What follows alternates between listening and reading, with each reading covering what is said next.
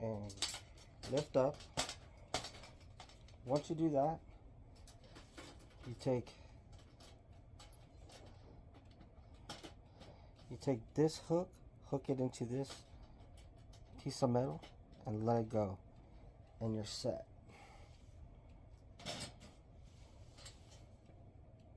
Just like that. And then the animal, make sure your food is not in the way. The animal comes in, steps on it, and trap. Just like that. So let's do it again. Down. Then you take this, set it into that metal fitting right there, and you're good.